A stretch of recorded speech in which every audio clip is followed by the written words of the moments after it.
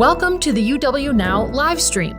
Tonight, we're discussing Russia, Ukraine, and American deal-making with two UW experts from the Department of Political Science. Professor Yoshiko Herrera, expert on Russian politics, and Professor Andrew Kydd, expert on Eastern European international security issues. Our conversation will be moderated by your host, Mike Knetter. Good evening and thanks for joining us. The war between Russia and Ukraine is a topic we've discussed multiple times on this live stream, but in recent weeks, America's involvement in the conflict has taken many new turns. In broad strokes, the United States has begun to put significant pressure on Ukraine to reach a ceasefire agreement, and I would also say another shift that we've seen is that the U.S. seems to be going it much more alone as opposed to coordinating with our NATO allies. So those are some big changes in U.S. strategic maneuvering, and the situation is very fluid.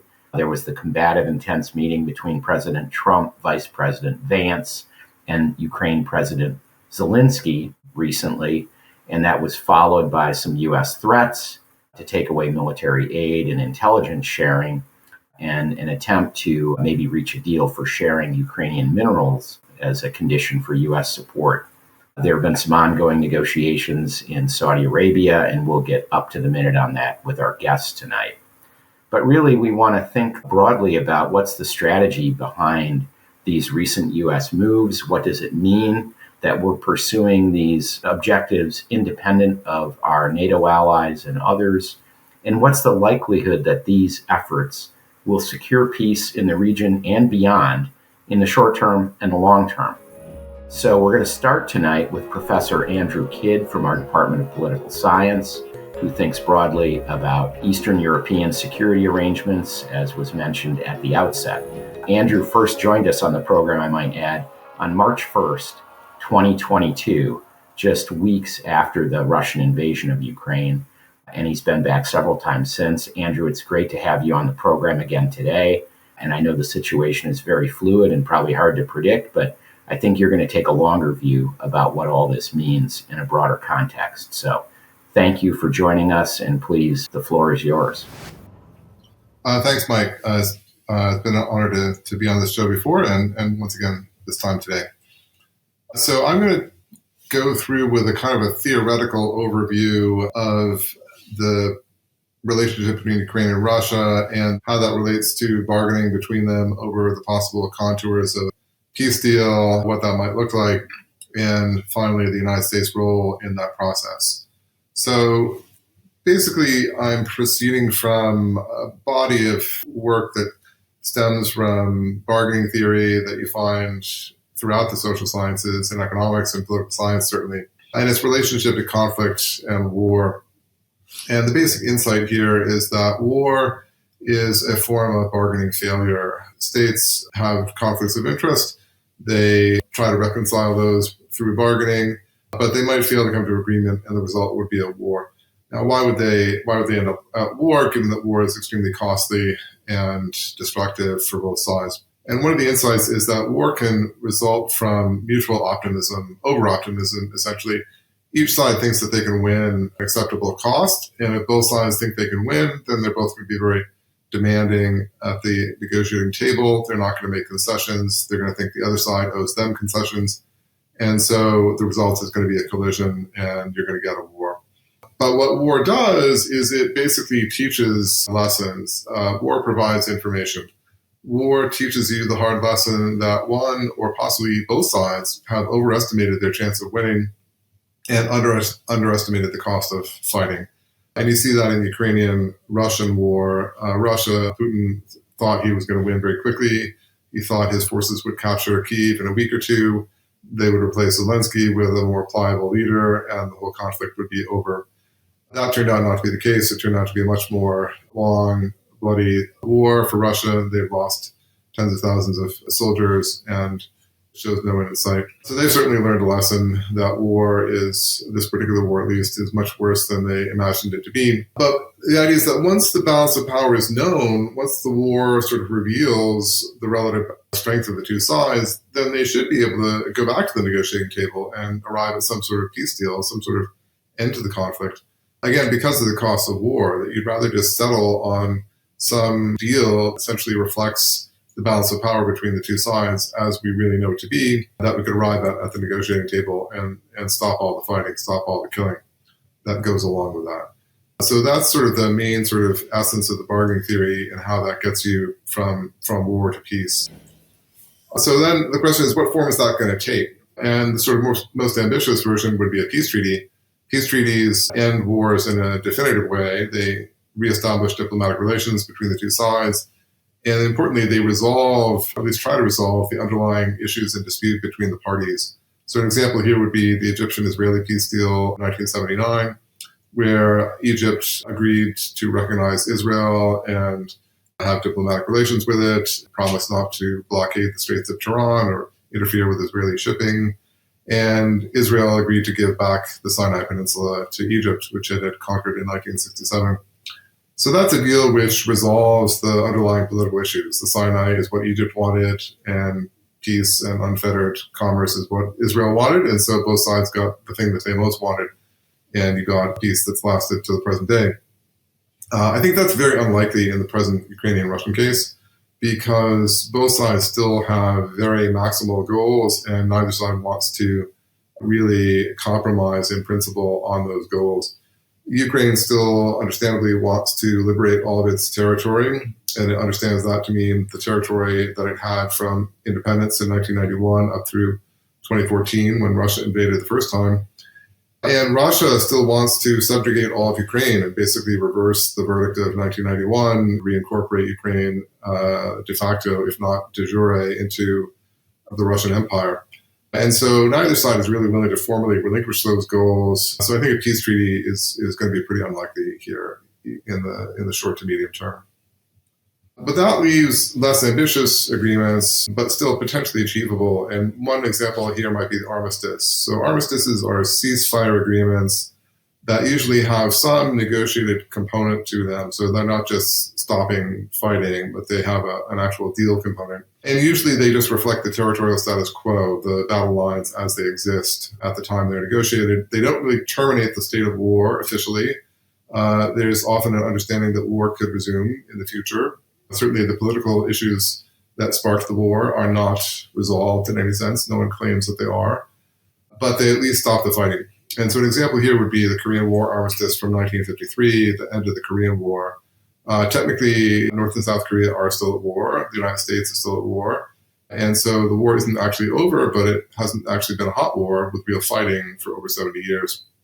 So it has been valuable in that sense. So why would you sign an armistice and rather than just keep fighting until you have a sort of more decisive verdict from war? And then the reason is, again, the cost of war, right? You want to pursue the conflict, you still have your aims, but you want to pursue that conflict in a less costly manner. So not have people dying on the battlefield, but shift the conflict to the economic realm, into the realm of arms racing, the kind of competition that North Korea and South Korea have had over the past 70 years. Is a lot better for all concerned than an actual shooting war. And so armistices can be quite valuable in that regard. So what about trust? Now, one argument the Ukrainians make frequently is that they can't trust Putin. They've negotiated with him in the past, and he's reneged on various deals that he's had with them. And he's an untrustworthy actor in general, which seems to be generally the case. And so in terms of what might happen vis-a-vis a peace deal, he might renege on the peace deal again in the future, especially if he feels that the balance of power has shifted in Russia's favor. And so Russia's chances of winning go up for some reason. And therefore, the Ukrainians want alliance commitments, sometimes called security guarantees from Europe, from the United States, in order to forestall that future eventuality. And I think that's all true, but it's also true, I think, that the Ukrainians would also want to attack if the balance of power shifted in their favor. So if Putin fell from power or Russia experienced some internal conflict, I can easily imagine the Ukrainians wanting to restart the war and liberate the territories that they lost in this struggle. So I think it's true that both sides, if the balance of power shifted in their favor and they thought they could win, would restart the war. And so we need to think about ways of trying to prevent that from happening and helping the Ukrainians to not essentially grow weaker in peace. Hopefully peace will be beneficial for the Ukrainians just as it has been for the South Koreans in their competition with North Korea. And so Putin and Russia would not detect any shift in the balance of power in their favor. And I think it's important to point out that the fact that the parties don't trust each other doesn't mean that armistices don't get signed. In fact, I would say they usually get signed in precisely those conditions. That's why you don't get a peace treaty, because you've got low trust. But you can still have an armistice. And it's temporary, but sometimes nothing lasts like the temporary. And the Korean War armistice lasted for 70 years. So the United States' stated goal, at least, is to end the war, which is a noble goal, of course. And the United States has leverage on each side to try to convince each side to go along with some sort of ceasefire deal or armistice. Our aid to Ukraine shifted the balance of power in their favor when we were supporting them strongly. Recently, President Trump has withdrawn part of that aid and threatened to withdraw more of it, and that would shift the balance of power against Ukraine. So that provides the United States with leverage against Ukraine, and that could induce them to basically accept whatever deal the United States is trying to orchestrate. The other question is, what leverage does the United States have over Russia? And here, it's a little bit less clear. We have some negative leverage. We could increase the sanctions against Russia. We could increase the aid to Ukraine. There's some positive leverage in that we could promise to give Russia sanctions relief if they agreed to a ceasefire deal. But it's important to realize that those things would have to be contingent on Russian behavior, right? If we just did them anyway because we like Russia, then that would not provide us with any leverage or necessarily change Russian behavior. But in terms of what's going to happen in the near future, I think we've just seen an indication of it. Ukraine just today agreed to a U.S. proposal for a 30-day ceasefire. That would pause the war if Russia agreed to it. And I think that's Ukraine's best move. Even if Russia doesn't agree to it, that makes Ukraine look better and more cooperative, less intransigent, and puts the onus on Russia for the failure of the agreement. As Rubio said, the ball's in their court. But Russia's policy is very uncertain at this point. I think it would be very sensible of them to declare victory and accept a ceasefire, but there's no signs of that happening yet in the Russian media. So I would be at all surprised if they reject this overture and keep on fighting. And then I think the danger is that the United States will simply abandon Ukraine even without a ceasefire and end sanctions on Russia based on President Trump's apparent affinity for Putin, for Russia, and those of others in his administration, particularly Vice President Vance, in which case Ukraine would be in much worse shape than it's been in terms of international support. And it would really be a big question as to the extent to which Europe could step up and try to fill that gap and help them continue to defend themselves against Russian aggression. Thank you, Andrew. I saw a lot of questions rolling in during your talk, and we'll get to those in a minute. But next, we're going to hear from Professor Yoshiko Herrera, also from the Political Science Department.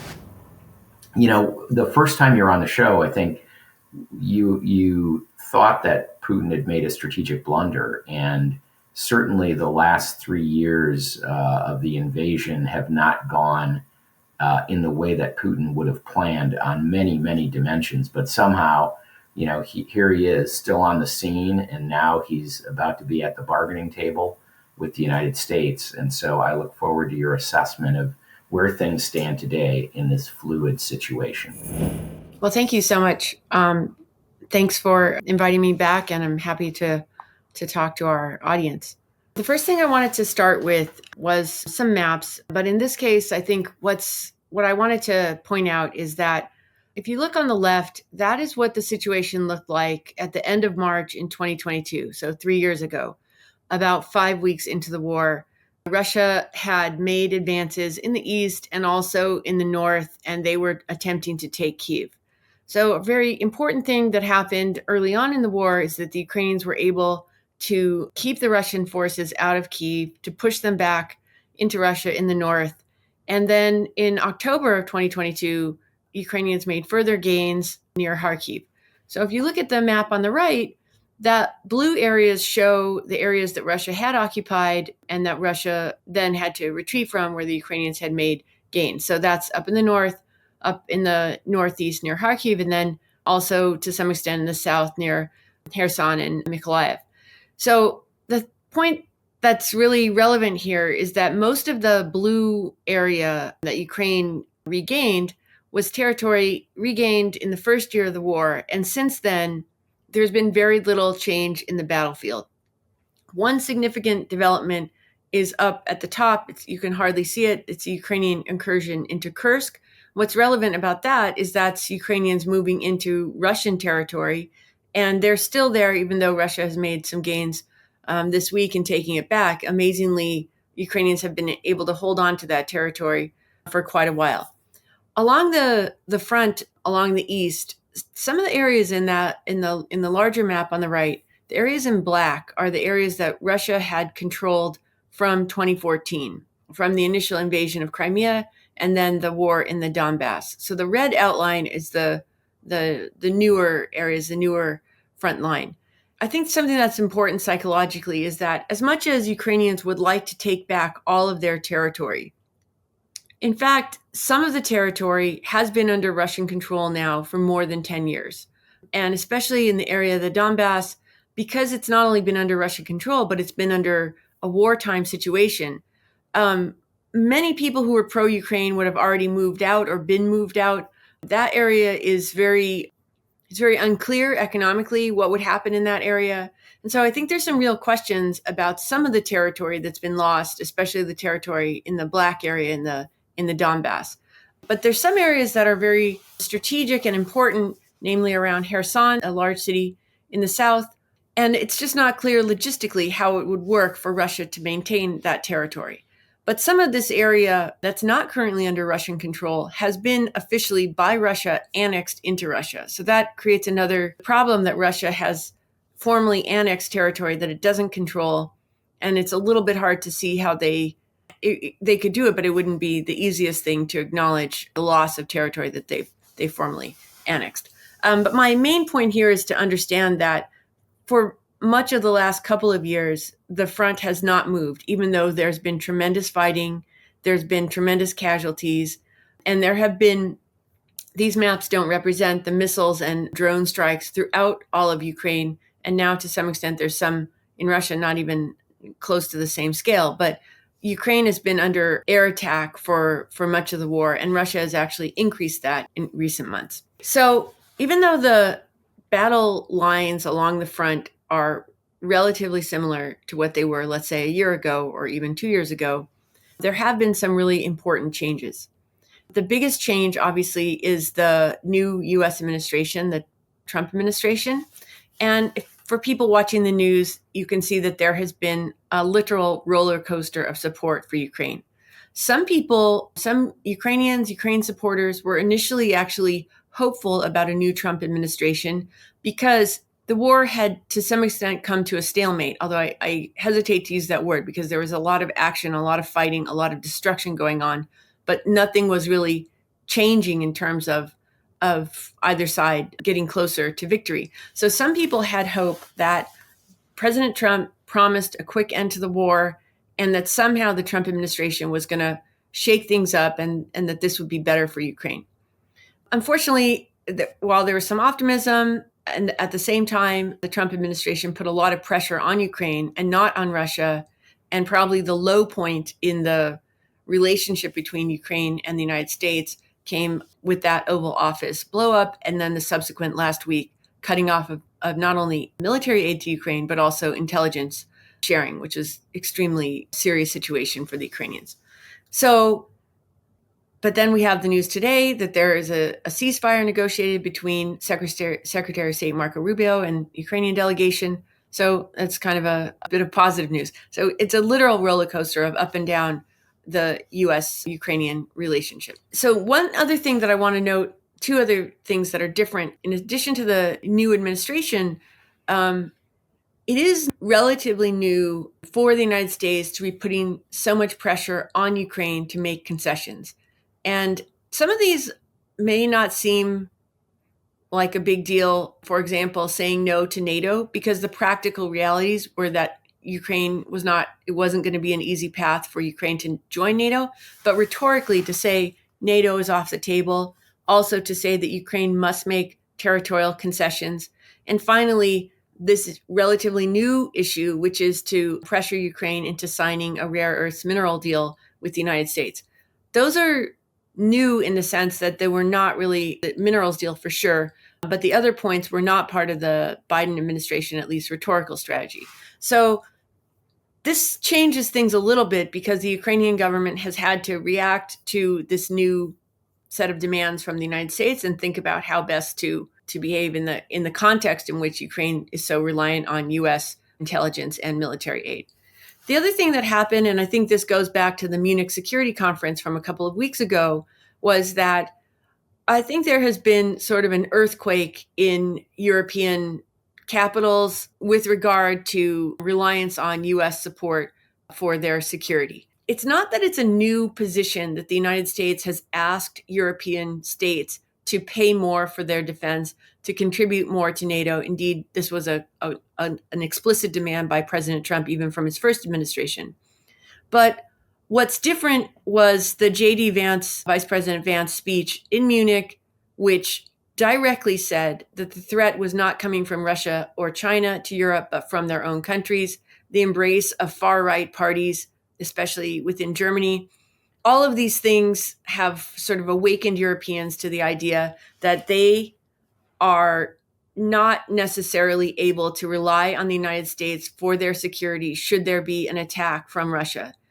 And I think that actually, if we look 1 year ago today, literally on March 11th, there are news stories about then candidate Trump saying that Europeans need to do more, saying that he's going to put pressure on Ukraine. He may cut off aid to Ukraine, and that's the way that the war is going to end. So in some ways, what we're seeing today was already in the news in past years during the presidential campaign. But for Europeans, I think there's a much more dangerous sense of threat coming from Russia and a dangerous reality that they're going to have to step up in order to provide for their own security. Now, that may end up being a good thing for Europe in certain ways, but it's definitely a different relationship between the US and Europe, and it's a different relationship in terms of Europeans' understanding of their need to cooperate with each other. The things that have not changed are pretty significant as well. As I talked about, the war has gone on. It's been very costly, very destructive. There's different estimates, but up to 1 million casualties, dead, missing, wounded, prisoner on the Russian side, and maybe half of that on the Ukrainian side. That's just enormously large for a war of 3 years. It's obviously the largest war in Europe since the end of World War II. And so it's just very costly for both sides. However, despite this cost, Ukrainians remain committed to having a state and having a nation. That is a sense of Ukrainianness. And Russia has not so far, not in the last year and not since the election of President Trump, not since the inauguration, they have not moderated their maximalist goals of controlling all of Ukraine and of destroying Ukrainians as a people. I just want to point out this picture is a picture I took from Irpin in Ukraine. That's one of the site of these mass atrocities, which is sort of northwest of Kydd, where the Russians tried to advance in order to take Kyiv, and they were held off there, and they killed a lot of civilians while they were stopped. A lot of those buildings have been rebuilt, but this one is kind of a Banksy-type memorial to some of the damage that's happened in that area. It's only about 20 miles or so outside of Kyiv. So just to give you a sense of the scale, it would be like a foreign army coming to DeForest or Sun Prairie or something like that. It's very close. You can easily drive there. So let me just try to go through what are some of the obstacles to a lasting peace and what does Russia want. This picture is actually from almost exactly a year and a week ago, March 4th, 2024. That's Dmitry Medvedev, the former president and former prime minister of Russia. He's speaking at a geography conference for school kids in Sochi, and he's put behind him a map of what he sees Ukraine as, which is half of it is taken over by Russia, Romania gets some pieces back, Poland gets some pieces back, and there's a little rump state of Kyiv in the middle, amazingly. And during his speech, he cites Putin in saying Russia's borders do not end anywhere. In response to the question, where do Russia's borders end? They do not end anywhere. And multiple times he says this, not just last year, but all the time. He says Ukraine is Russia, or Ukrainians should not exist, etc. Okay, so this is a kind of illustration of the Russian position. And so some people think, what will it take to stop Russia? The only thing that will stop Russia is a military defeat, which sounds fine. But as the war has dragged on, most people realize that that's going to be a very long and costly prospect because neither side is willing to give up. In addition, people ask, could you trade land for peace? If the Ukrainians would just give up the land that Russia holds, could you have peace? And I would say that's probably not going to lead to peace, because Russia has never said it was about specific territory. They've never said they want this specific place or something like that. Rather, they want to control most of Ukraine. The ceasefire or the armistice, as Andy talked about, I think is the most likely case. But for both sides, they probably will use that time to rebuild their forces. That's why it's going to be important to see what the conditions are on the ceasefire, because what Russia would like is a ceasefire and a full demobilization of the Ukrainian army, so that Ukraine would have to lift martial law, allow men to leave the country, demobilize existing troops, etc., which would obviously put it in a much worse situation if Russia were to attack again. And that's one of the things that Ukrainians are worried about. In the region of Eurasia, former Soviet Union, there are these things called frozen conflicts. There's one in Moldova, there's one in Georgia, and those are areas where Russia had sent troops.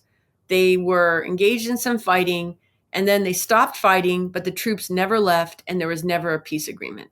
So there's an example of two of those now, and some people think that's a potential scenario for this conflict, that Russian troops remain, but the fighting stops. I would say that's a rather optimistic scenario, in that many people think Russia is planning to rearm and to attack further. What else can be done? Europeans right now are looking at potential for European forces in Ukraine. It doesn't seem like NATO forces are a possibility. Many people had hoped that Ukraine joining NATO would deter Russia, but that now seems to be off the table. However, I think the discussion of some kind of European peacekeepers or peace enforcers is an active conversation. The other thing I want to note that is about the sanctions. Some people think sanctions haven't worked very much. Sanctions have inflicted a lot of damage on the Russian economy, but unfortunately, the Putin regime is not in this war for the money. They're not interested in how much it's costing them. They're interested in controlling Ukraine. And so even though the sanctions have worked to some extent in weakening the Russian economy, it hasn't been enough. Now, there's a lot of proposals out there for much, much more on sanctions, including full financial sanctions and an embargo of revenue that Russia receives from selling oil and gas. And I'll note that President Trump's envoy to Ukraine, General Keith Kellogg, when he first started the job, one of the first things he said is that the current sanctions against Russia are a 3 out of 10. And so certainly there are people in the U.S. administration that see the possibility for raising the sanctions even further. I want to address the question of, why doesn't Ukraine just say, okay, enough is enough, we've suffered so much, let's just have peace? This is a picture of a cemetery, a military cemetery in Lviv. These are somewhat ad hoc in that there's older existing cemeteries, and then with the soldiers who've died, they set up these other cemeteries sort of adjacent to the main cemeteries. And you can just see the level of care that families put into these. It's just an extremely sad situation to go through, and you see, parents sitting on benches near their loved ones, and they plant flowers, they have pictures, they try to memorialize their loved ones. And there's lots of these, not just in the main cities, but throughout Ukraine, where people have died and in places where there have been battles. So the sense of loss is there in Ukraine throughout the country. This is in Lviv in the far west, but nevertheless, it's just representative of some of the losses throughout the country. Okay, so what is Ukraine fighting for? Ukraine, number one, wants to maintain its statehood, and it wants an independent democratic state. It does not want to live under Putin's rule. It wants to be able to have elections, to choose leaders, to have rule of law. They don't want to be under a personalistic dictatorship. And I think lots of people talk about democracy, but I think that Ukrainians now acutely understand the dangers of living under a dictatorship like Putin. And so this belief in having a democratic state is very widespread. Second, Ukrainians want to preserve their nationhood. And this is not that difficult to understand. They want to be able to speak Ukrainian, go to Ukrainian Orthodox churches, identify as Ukrainian, not as Russian, etc.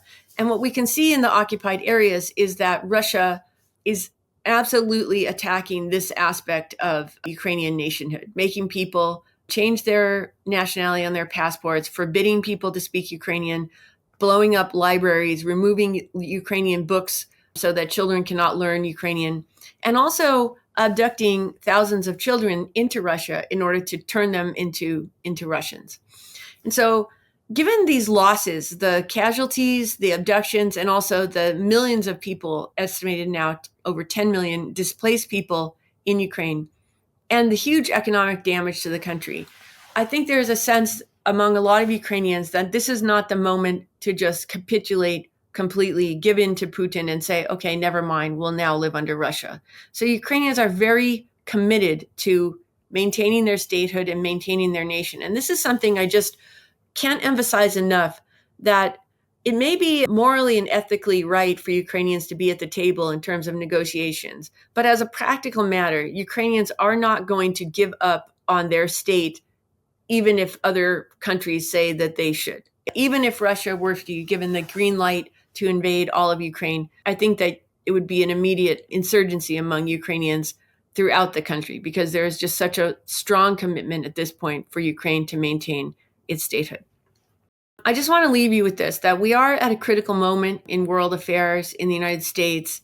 And I want to emphasize, especially in conversations with Ukrainians that have been dealing with air alerts, sirens, having to go into bomb shelters, death and destruction all around them, and just the absolute fatigue of stress and war after 3 years. There's nobody that wants peace more than Ukrainians. They absolutely want that. But a just peace, a peace that's going to last, that's not going to set Ukraine up to be taken over again by Russia, is still going to require a lot of work.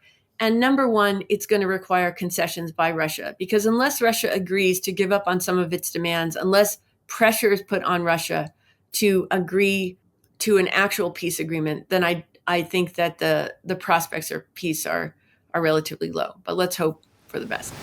Thank you both. Those are great presentations tonight. One thing that occurs to me in these geopolitical situations of late, given the sharp change in policy that we've seen in the last few weeks, it kind of underscores a big distinction between the US and, say, Russia and China, which I would say Russia and China seem able to pursue really long horizon strategic goals because their leadership endures for a long time, at least it has of late.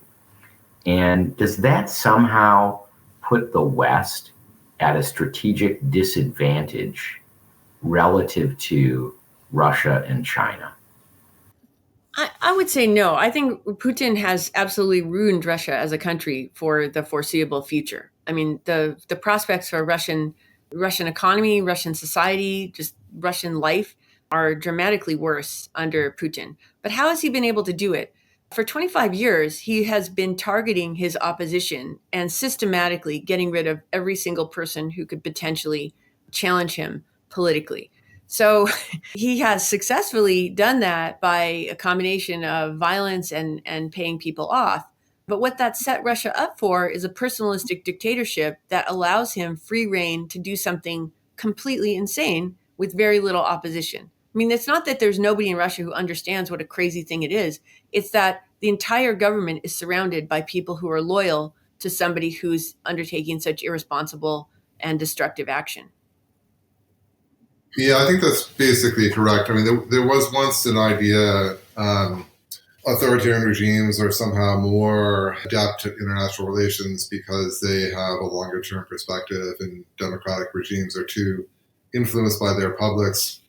But I think more recent research has shown that that's largely not the case, that the democratic publics, there's a response of leaders to the public, which keeps them more or less on the rails. And so they don't typically oscillate as much as you might think they would, or as much as they do in domestic policy. So foreign policy is actually more stable in democracies. The big exception to that rule is what we're experiencing right now. The change from Biden to Trump, from Obama to Trump in the first case, is now even more exaggerated now because you have just radically different philosophies behind the ruling coalition in each case. And so you are seeing in this case a very sudden shift in policies, really unprecedented in my lifetime, certainly, where you have a country that's basically quite successful in international relations and doing. I would pick the American hand over the Russian hand or the Chinese hand any day of the week in terms of negotiations or how the country is doing. And yet we're basically throwing a lot of that out the window in terms of our relationship with our European allies and our international standing. So I think that's a very unusual thing to have happen. Interesting points. I do wonder. We had a program last month on international trade and, talking a little bit about tariffs and their impact. And it's interesting because it seems the America First policies are essentially turning on its head the things that have gotten us to be first over the last 80 years. And I don't know. I mean, one could always get better, but it feels like we're a country that sort of rode free markets and diplomacy to a leadership position in the world. And now we're perhaps throwing a lot of that out the window, which is a little bit frightening. So let's go back to some of the audience questions. We've had a lot of audience questions roll in. Hans Kudner threw in a question early on that I want to come back to because I think we made some distinctions between what is a ceasefire, an armistice, and a peace treaty. And you made some distinctions in your remarks, Andrew, about those. Could you just kind of tell us a little bit, dive into that just a little bit more? Sure. I would say, like, in terms of from least ambitious to most ambitious, you would start with a ceasefire. And the one that Ukraine and the United States agreed to in Saudi Arabia is a temporary ceasefire, a 30-day ceasefire. We've seen that in the Israel-Gaza conflict between Israel and Hamas. That's sort of like the lowest rung of the ladder here. You just stop fighting for a little while. Often there's nothing else in the way of agreement. Sometimes there's a slight agreement on top of that, like the hostage deal in the Israeli-Hamas issue. Then there's a more lasting ceasefire, which might have disengagement issues. So like after the 1973 war between Egypt and Israel, there was the so-called Sinai I and Sinai II agreements, which were ceasefires plus disengagement plus interposition of international forces. And then even more ambitious than that would be like a formal armistice where there's a real negotiation and a deal. And like in the Korean situation, there's a demarcation of the boundary. There's some limited territorial swaps, typically to rectify the border, make it easier to defend. And maybe agreements on stationing forces in a DMZ or something like that. And that can be, as in the Korean case, quite long-lasting, even without resolving anything at the political level. And then finally, you get a peace treaty, which does all that, but hopefully reestablishes normal diplomatic relations between the countries and resolves the issues in dispute. And the Egypt-Israeli peace treaty is an example of that. Peace treaties are actually not that common anymore, in part because officially declared wars are not that common anymore. Putin indeed has called this a special military operation. The United States uses terms like police action in Korea and other terms for Afghanistan and Iraq. So countries often don't declare wars, and so they don't have peace treaties anymore as a result. But the thing that peace treaty would serve is that it resolves the issues, right? People give up on their most ambitious claims and agree to settle de jure and de facto for less, for a compromise. And that, again, I think is probably not going to happen in the near future here.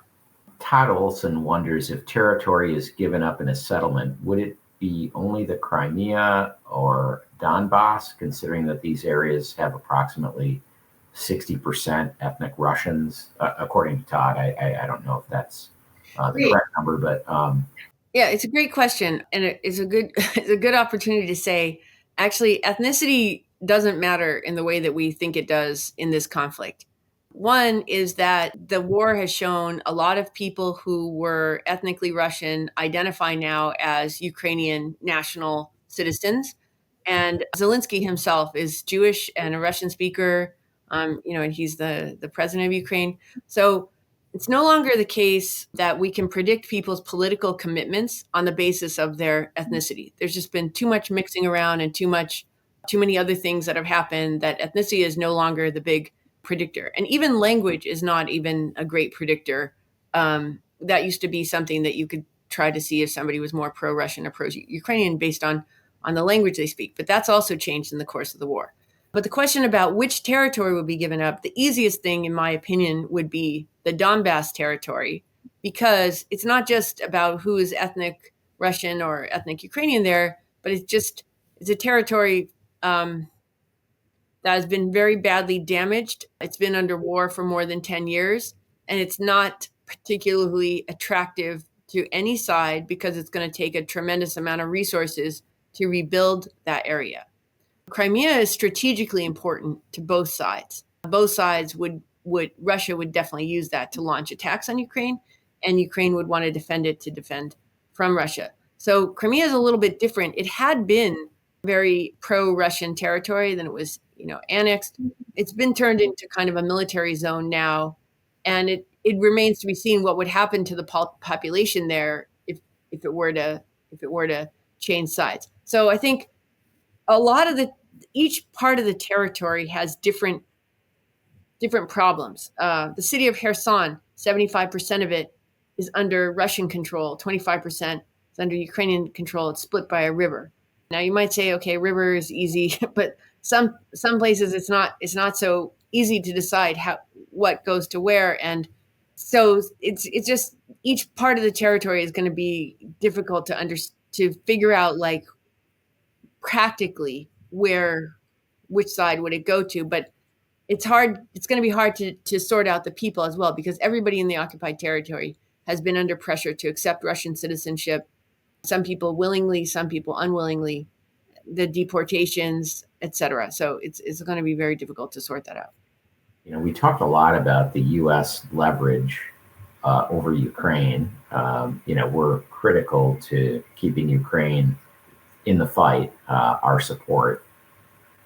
You mentioned a bit, the U.S., of course, has some leverage using sticks like sanctions over Russia, but is there any other source of leverage over Russia that the U.S. should be trying to find and deploy in this case? I think one of the problems with the sanctions relief, if that were an incentive to change Russia's mind, that would suggest that what Russia wants is to make more money. If they wanted to make more money, then they wouldn't have destroyed their economy by launching this war in the first place, or they would have stopped at various points. So they're basically they've turned the country into a completely communistic country again, where there's no foreign investment.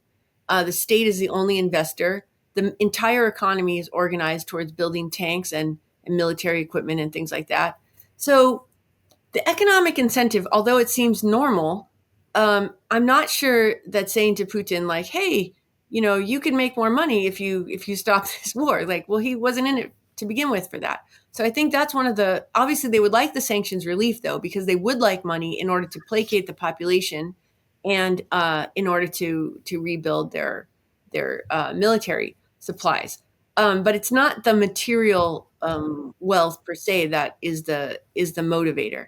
I think the big threat that the West and the U.S. has is greater military support for Ukraine, because the Ukrainians are willing to do the fighting, and Russia can hope to defeat the Ukrainians, but they actually are not able to, and they're going to be less able to the more military support that Ukraine has. Yeah, I think that's true. I mean, one other thing that's been mentioned is Russian assets, and can they be confiscated and either turned over directly to the Ukrainians or in some way utilized to benefit the Ukrainians and to the detriment of the Russians. So that might be another incentive. But again, that's largely financial. Unless you turn it into weapons, then it starts to affect the balance of power. But yeah, I kind of think that with the Russians at this point, well, really throughout the war, the main leverage you have is to weaken them on the battlefield, right? If you can aid the Ukrainians and give them weapons or technology or things that they need to prevail on the battlefield, that is to the detriment of the Russians, and that would get them to listen, right? If the Ukrainians were actually starting to make gains on the battlefield, then the Russians might change their tune and become interested in a ceasefire. But there's a real danger, I think, here that they might think, well, the war is going our way, so we're not really interested in a ceasefire right now. And they might think the politics is going their way too, because they think they have inside line with Trump, and Trump is going to sell out the Ukrainians eventually anyway, and so why should they bother to agree? And so if Trump if he actually is serious about wanting peace, it's going to be incumbent on him or his aides to come up with leverage against the Russians, because I think they're going to be the hard ones to persuade here. The Ukrainians are on board. They really have very little choice in the matter if they're being smart about it. And it's the Russians that are going to be the big obstacle here. Yeah, could I just clarify? I think sanctions relief as leverage doesn't really work because Russia isn't really interested in the money. But ramping up sanctions, and in particular embargoing revenue going into Russia. So India buys oil from Russia, but that money doesn't actually get into Russia, and full financial sanctions against Russian banks and other entities. I do think this would weaken Russia's ability to produce the military supplies that it needs, and also to stave off serious discontent in the population. So I think ramping up the sanctions would be some important leverage that the West has. It's probably a great use case for Bitcoin for Russia to sell its exports that way. It wouldn't surprise me. I mean, I do think the sanctions that have been imposed have not been nearly as effective as people anticipated, but that's just my personal opinion. Could you both maybe comment on, I know we're all focused on the fact that the U.S. and Ukraine have reached agreement on what could be a ceasefire. Now we're going to take that deal to Russia, but what are the implications for NATO that the U.S. has kind of just gone it alone in this recent negotiation, as far as I can tell? And where does that leave the alliance? And, is there going to be a NATO for Ukraine to ever join? What do you think this does to the NATO alliance? Yeah, I think it's this and other developments at this point are really putting the future of NATO in some realm of uncertainty that it hasn't been in for quite some time. Basically, Trump's attitude towards allies is that they're freeloaders, they are taking advantage of us, they are taking advantage of us in trade, and they are relying on our defense and not spending enough of their own money on defense. And so they should spend more on defense, they should defend themselves, and they should stop running trade surpluses with us. That's kind of what he cares about most.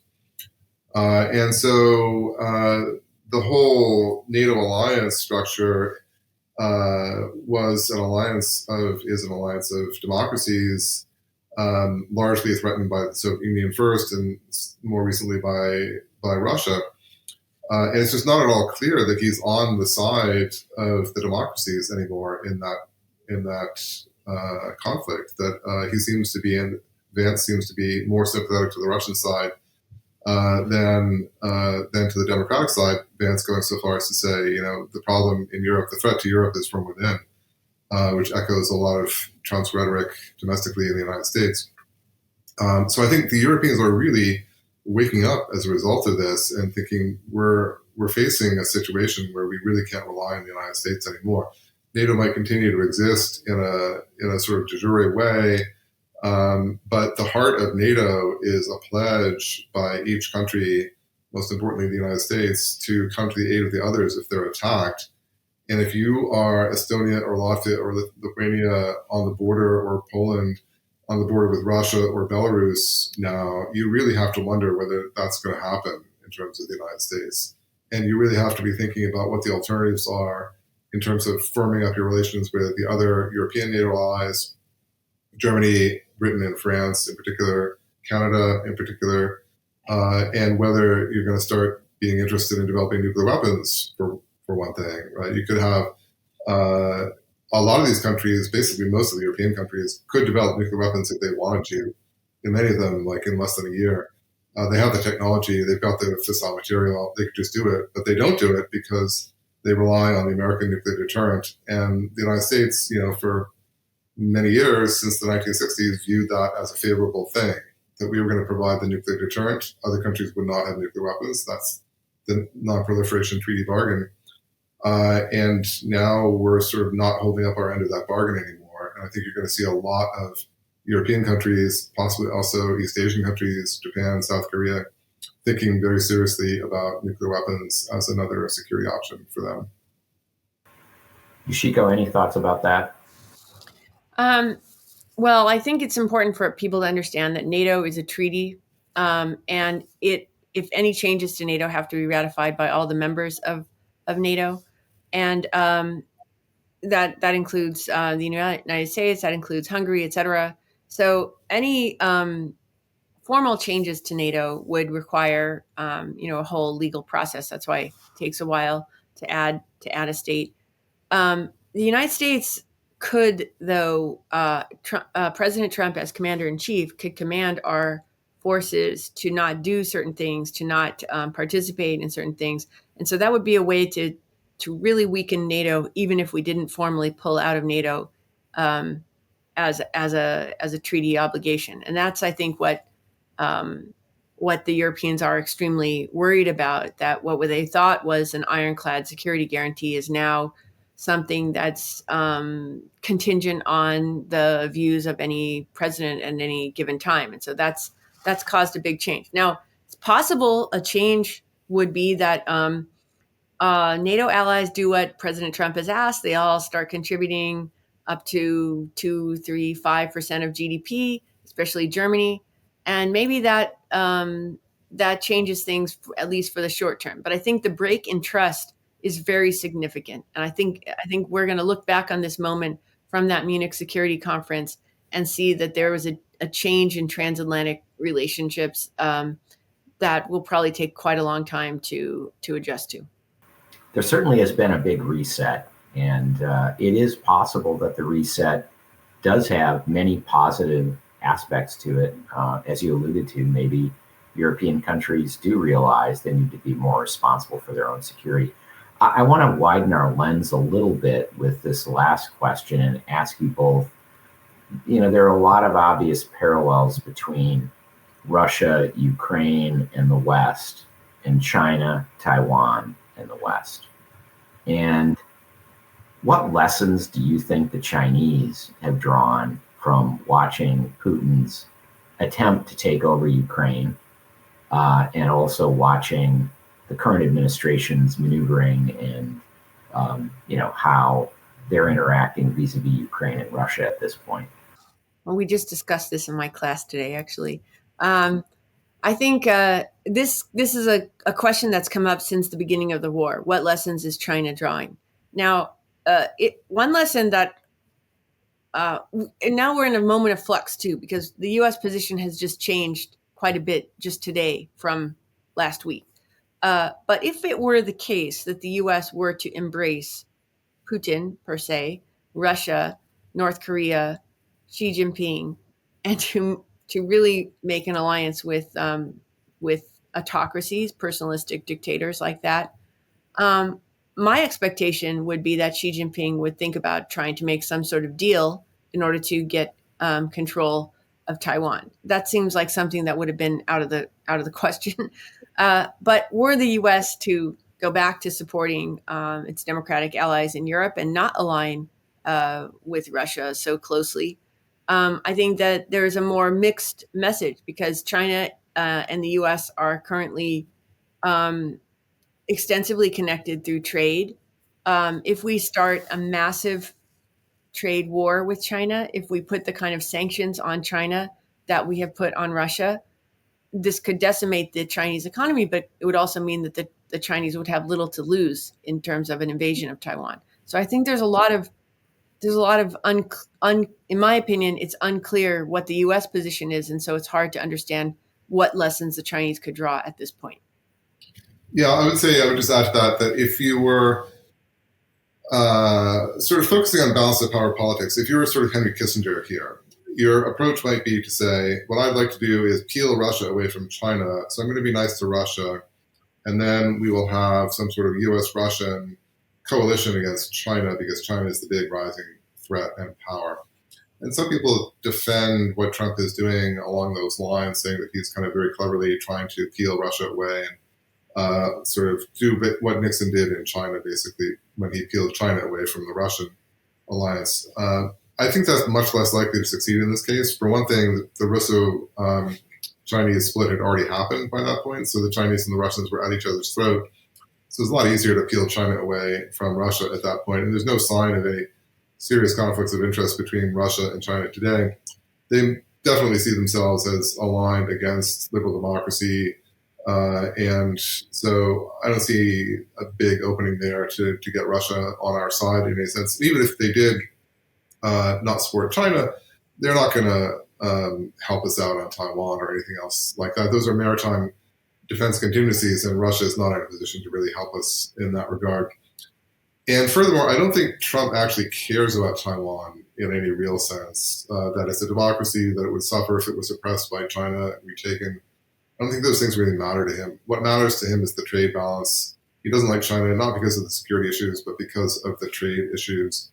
And so whether China takes Taiwan or doesn't is not really, I think, his main concern in these matters. And I think the Chinese might actually know that. And so they might suspect that he would be reluctant to engage in a real live shooting war in the Taiwan Straits, where we would risk losing, say, an aircraft carrier with 5,000 people on board for the sake of preserving Taiwan's independence. And so I wouldn't be at all surprised if China starts making aggressive moves in the not too distant future. Well, as we've all said, things are very fluid right now. I think we don't really know the degree to which the Trump administration has tried to just simply put pressure on Ukraine to get the elements of a ceasefire agreement with Ukraine to see how Russia will react. We'll see how that goes in the coming days, of course. And obviously for China, watching how Russia was rebuffed in its attempt to take territory in Ukraine and how costly this war has really been, there might be a lot of lessons there as well and cautionary tales. So it'll be interesting to see how all of this plays out. I wish there didn't have to be conflicts like this, but it's a very fraught time in the world, and a lot of things are changing on the ground very quickly. And I wish I was taking your class, Yoshiko. I'm very envious of your students. I hope they know how lucky they are. We are past our time, and I want to respect your time tonight. We've had a great audience, lots of live viewers, great questions, and really great commentary and analysis from both of you. I really appreciate the many times you've been with us to talk about this situation. And the only thing I can guarantee is we'll invite you back again. Thank you so much. Thank you. So we'll be back again next month with another program yet to be determined. The administration has given us a lot of things that we could bring before you, and we'll watch the environment in the weeks ahead and pick another timely and important topic for our live stream on April 15th. So thanks for joining us this evening, and on Wisconsin.